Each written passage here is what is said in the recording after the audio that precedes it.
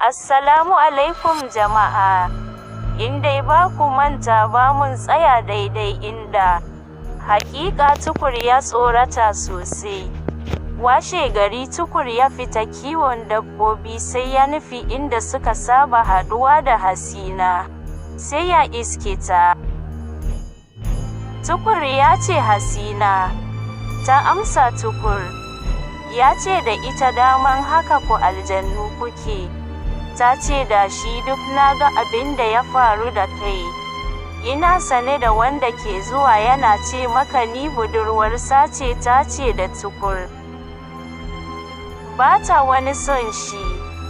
Shi ke son ta. Hasina ta kira.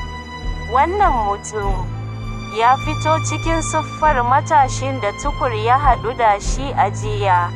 Tukur ya tsora. Ta ce da Tukur. Wannan shine ke damun ka ko? Tukur ya ce shine a tsorace. Hasina ta gargaɗi kan wannan saurayi nata da ya fita rayuwar Tukur. Aljanin ya ce, to amma ta amshi soyayyar ta kuma ta rabi da Tukur. Ta ce da shi ba za ta yi ko ɗaya ba. Ta gargaɗe shi sosai. Sa'an nan ta ce ya tafi. Hasina ta ce da Tukur. Kar ka sake kada mu in dai shi ne na fi ƙarfinsa. Tukur ya yi murna. Suka yi hira yadda suka saba. Da lokaci yayi suka kowannensu ya kama hanyarsa ta komawa gida. Tukur ya isa gida. Ya je ya gaida mahaifinsa. Tukur yana takara girma sosai. Don haka mahaifin Tukur ya ce da shi. Ka fita da wadda kake so domin ka yi aure. Tukur bai ji daɗi ba. Domin kuwa ya san akwai matsala. Sai ya ce da mahaifinsa to. Saboda kar mahaifinsa ya fahimci wani abu. Tukur ya fara tunani. Domin kuwa ba zai iya fitar da Hasina ba. Domin da zarar an yi bincike, za a gane ita aljana ce. Mahaifin Tukur ya ce da Tukur, akwai wata yarinya 'yar abokina Malam Sa'idu ce. Zan haɗa ka da ita bata da matsala. Tukur ya yi shiru yana tunani.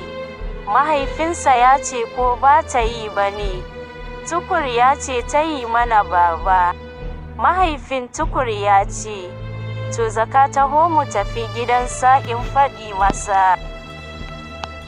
Daga nan ka ganta ku gana. Daga yau zaka fara zuwa wajen ta hira. Tukur ya ce to. Tukur ya kasance yana bin umarnin iyayensa don haka bai yi musu ba. Haka suka tafi gidan abokin nan nasa. Ya faɗa masa. Abokin nan nasa Malam Sa'idu ya yi murna sosai. Sunan yarinyar Nafisa. Yarinyar ita ma ba ta da matsala ta amince. Haka aka aje magana. Tukur ya fara zuwa hira wajenta. Washe gari Tukur ya fita kiwon dabbobi. Sai ya tafi inda suka saba haɗuwa da Hasina.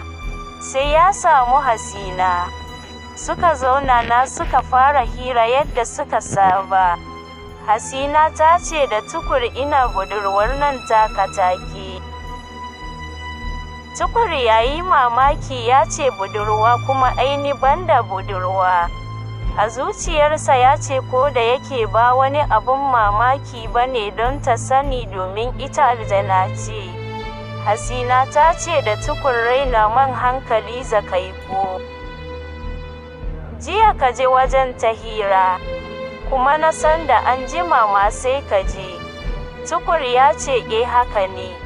Hasina ki yi haƙuri mahaifina ne ya hada ni da ita. Ta ce da shi yayi mata shiru. Gaskiya ita ba za ta iya kishi da wata 'yar Adam ba. Ya ce da shi ai ba son ta yake ba. Ta ce nan gaba sai ka fara son ta. ta ce da Tukur ya yi gaggawar rabuwa da Nafisa, ko kuma ta raba su. Kada ku manta ku danna mana subscribe domin samun ci gaban labarin.